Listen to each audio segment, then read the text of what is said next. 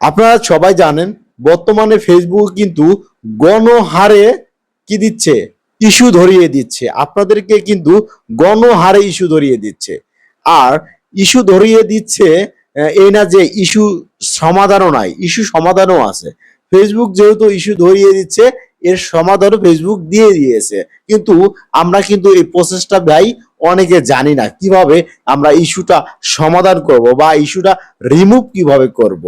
অবশ্যই ভিডিওটি অত্যন্ত গুরুত্বপূর্ণ, কেননা এই ভিডিওতে আমি আজকে আপনাদেরকে দেখিয়ে দিব কিভাবে আপনাদের ইস্যুটা সমাধান করবেন বা ইস্যুটা রিমুভ কিভাবে করবেন। সরাসরি আপনাদেরকে দেখিয়ে দিব। প্রথমে আপনারা কি করবেন, ফেসবুক অপশনে চলে আসবেন। আসার পরে এখানে প্রফেশনাল ড্যাশবোর্ড এই অপশনটিতে আপনারা ক্লিক করবেন।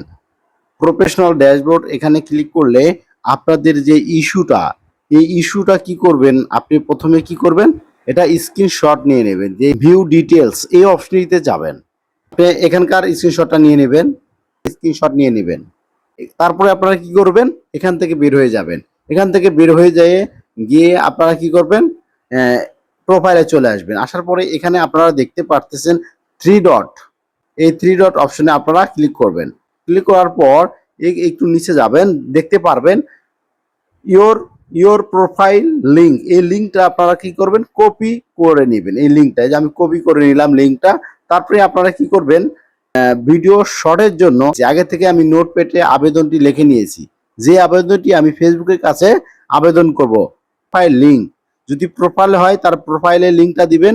যদি আপনার ইস্যুটা যদি পেজে থাকে তাহলে এখানে পেজ লিখে দিবেন, এখানে পেজ লিখে দিবেন, কপি করে দিবেন পেজটার লিঙ্কটা কপি করে দিবেন। আমি লিঙ্কটা কপি করে দিলাম।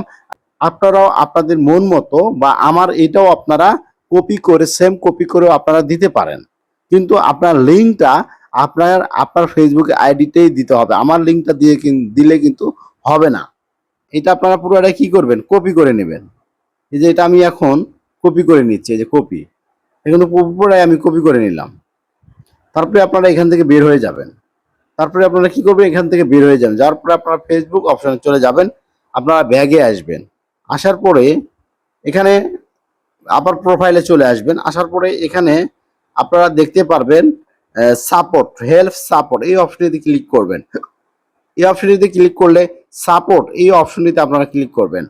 সাপোর্টের অপশনে ক্লিক করলে আপনাদেরকে এই অপশনটিতে নিয়ে আসবে। এখানে আপনারা দেখতে পারবেন রিপোর্ট এ টেকনিক্যাল প্রবলেম, এই অপশনটিতে আপনারা ক্লিক করবেন।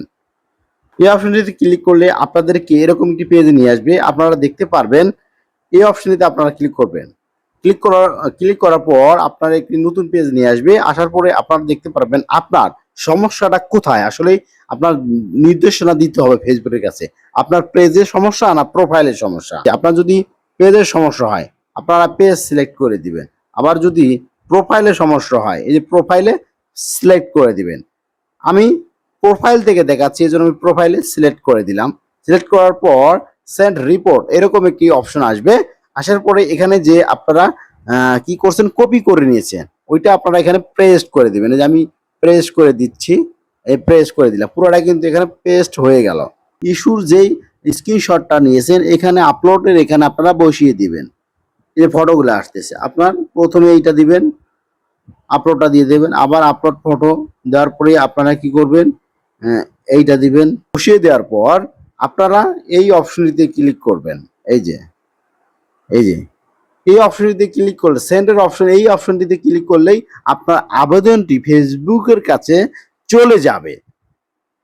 এটা হচ্ছে মূলত কাজ। কিন্তু এখানে কথা আছে, এখানে যদি আপনার ইস্যুটা বড় হয় যে ফেসবুকের কাছে আপনি আসলে অন্যায় করেছেন, ফেসবুকের রুলস বা আইন আপনি ভঙ্গ করেছেন, অনেক বড় একটি অপরাধ করেছে, তখন কিন্তু এই ইস্যুটা কিন্তু তারা উঠাবে না ফেসবুক।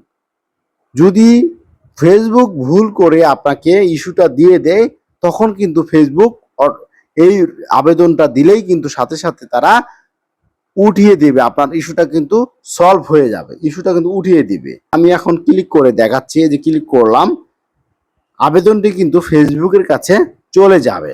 এই দেখুন আবেদনটি কিন্তু ফেসবুকের কাছে চলে গিয়েছে। সবাইকে কিন্তু ইস্যু ধরিয়ে দিচ্ছে। কেন জানেন?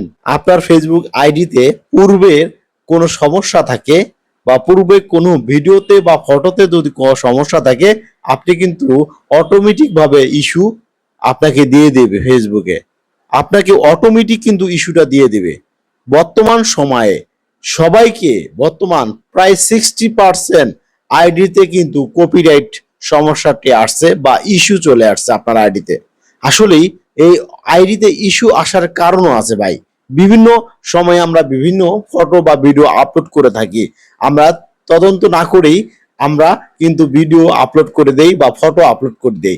এতে কি হয়, পরবর্তীতে 6 মাস 1 বছর পরে কিন্তু এটা আমাদেরকে রিভাইজ দেয়। ফেসবুক রিভাইজ দেওয়ার পরে যেগুলো ভিডিও তাদের পছন্দ না বা তাদের দিক নির্দেশনার বাইরে চলে গেছে, তাদের কিন্তু অটোমেটিক ভাবে ইস্যু চলে আসে। আর ইস্যু চলে আসলে আপনার কিন্তু ইনকাম বন্ধ হয়ে যাবে। আপনার ভিডিও বা আপনার রিচ কিন্তু কমে যাবে।